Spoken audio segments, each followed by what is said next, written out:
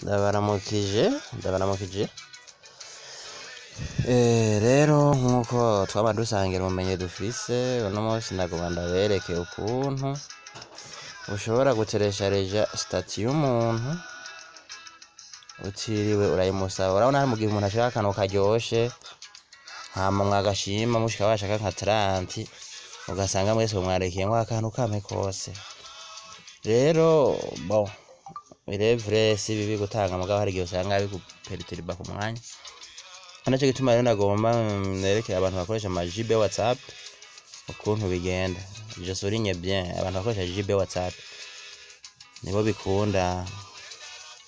Rero ukoresha ijya WhatsApp officiel ntibikunda mugabo ukoresha jibe sawa. Centre tarde rero katugende bigenda gute, uragenda ngaha muri WhatsApp hama ukaza ngaha muri statut. Muri statut ndashobora kuraba umuntu kameme nshaka gutereshareja ifoto yiwe. Nk'akarorero ndaje ngaha iyi foto yiwe ndashobora kuba ndayishimye canke n'aka video nk'akarorero nshobora ngaha muri TrueUp. Hano hari mute na download, nshobora muri download hama ndaba muri gallery. Wabonye haja handika ngo save to gallery, download inef save to gallery. Rero ikeneye kugenda muri gallery ukayiraba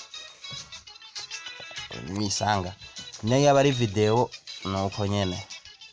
Rero mugire effort muze murazitesharekera mwenyene mutiriwe murasaba ngo impa. Rero umuntu arashobora kuba yagize ni text nk'akarorero akandika i-text ukabona utuntu yanditse ushaka kudutwara. Bica bigenda gute na uraza ngaha hoya barafise mu stati ntuzenya uyanditse amajambo ngaya ndashaka gushonda muri za TrueUp nyene hama mweje kuzishima ndabona na mute nanditse copy ncanja ngaha muri copy hama nyimba rero naje nashaka kubirungikira umuntu ncangira ruturo hama nkaraba umuntu kanaka canke muri groupe nshaka kubirungikamwo hama nkagira nkamurungikira ncanzaha past ngiya ntuzenya yose yaje ncampeza nkamurungikira mu gihe nshaka kumurungikira.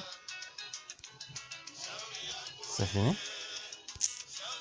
Rero namwe gerageza amahirwe yanyu mubigire.